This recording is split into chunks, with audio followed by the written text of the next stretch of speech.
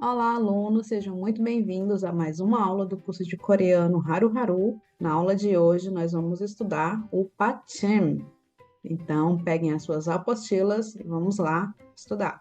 Muitos alunos chegam aqui no curso já com uma ideia pré-definida do que é o Pachim. E muitas dessas ideias causam ao aluno espanto, medo e até pânico quando se fala em Pachim. Mas o Patim é muito simples de compreender, apesar de suas várias regrinhas. E ele é basicamente uma maneira de se pronunciar. Ele vai servir para suavizar a tua pronúncia, deixar ela de forma mais natural.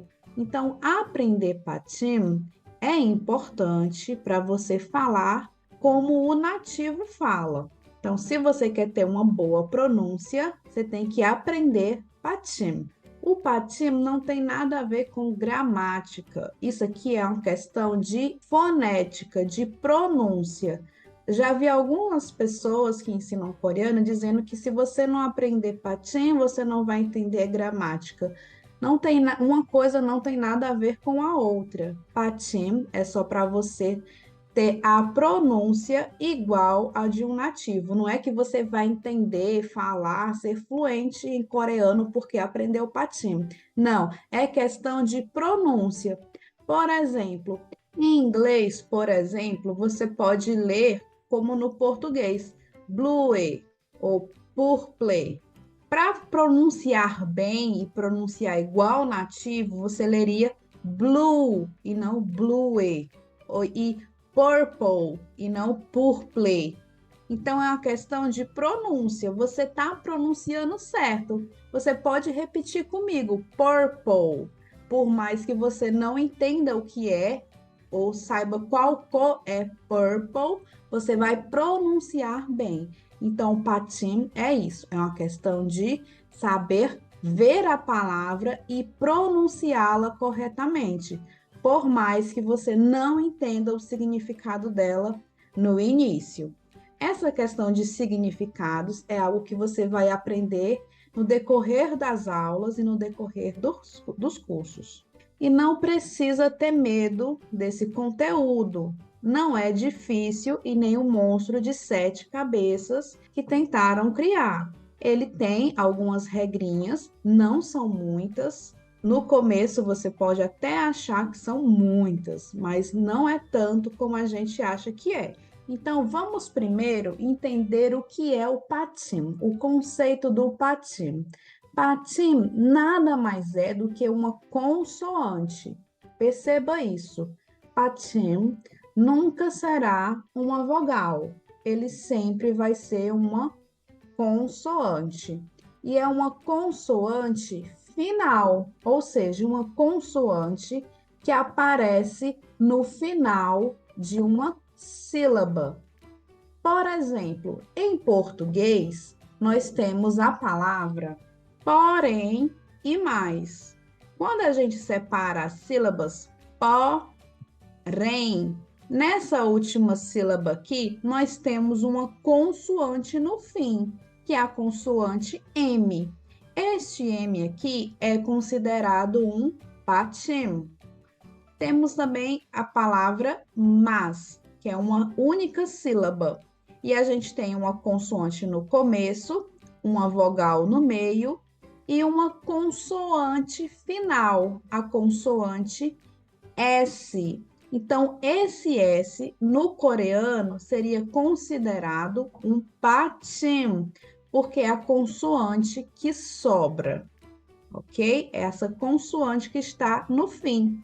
Por exemplo, a palavra café em português não tem patim nenhum, porque ela não tem consoante final, ela termina em vogal. Se fosse no plural, cafés, aí teria o patim S. Então, você está entendendo agora, por associação com o português, o que é o patim? Que é somente a consoante que está no final de uma sílaba. Então, perceba que em coreano, tudo que está destacado em cada palavra aqui é o patim, que é o que está sobrando. Você percebe que nós temos uma consoante no início do bloco silábico. O bloco é a sílaba, né? Então, nós temos o H, que é a consoante, o A, que é a vogal, e ficou embaixo aqui uma consoante no fim da sílaba, que é o fim do bloco silábico que você já aprendeu nas aulas anteriores. Então, é importante que quando você chegar nessa aula de patim, você já tenha assistido todas as aulas e dominado o conteúdo delas, senão essa aula vai ficar difícil de você assimilar. Então, aqui tem um patim, aqui tem outro patim, aqui tem outro patim. Então, cada destaque é um patim. E pode ter um patim só, igual esses que estão de azul, e pode ter patim que tem dois, ou seja, duas consoantes no final. Então, eu tenho uma consoante N e eu tenho outra consoante H do lado. Aqui eu tenho um S e aqui eu tenho outro S. São duas consoantes em uma única sílaba. Está entendido aqui, compreendido o que é o patim? Não é tão difícil compreender o que é o conceito dele, né? Vamos seguindo.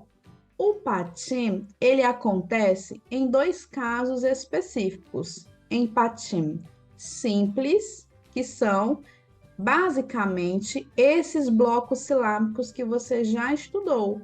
São chamados de patim simples porque contém apenas uma consoante no final. Então, são patim simples ou patim que contém apenas uma consoante no fim. E também existem os patins duplos, que são sílabas que contêm duas consoantes no final. Desses dois grupos de patins que tem, simples e duplo, só vai existir regras para três casos. O caso que o patim está sozinho na sílaba, o caso que o patim vai ser seguido de uma consoante, então você tem aqui uma sílaba que termina com patim, e na próxima sílaba vai começar com uma consoante. Quando você for separar os blocos, né, separar as sílabas coreanas. E o terceiro e último caso é quando o patim é seguido de vogal. Então, tem lá o patim e na sílaba seguinte, a sílaba, né, começa com a vogal. Então, só existe esses três casos aqui de patim, que eles se aplicam para patim simples e para patim duplo. Então, no patim simples, tem três regras. Sozinho na sílaba, seguido de consoante, seguido de vogal. E no patim duplo, a mesma coisa. Sozinho na sílaba, seguido de consoante, seguido de vogal. Ok? Bom, vamos dar uma pausa aqui nessa introdução. E aí você pode continuar assistindo essa aula de patim no próximo vídeo. Até lá!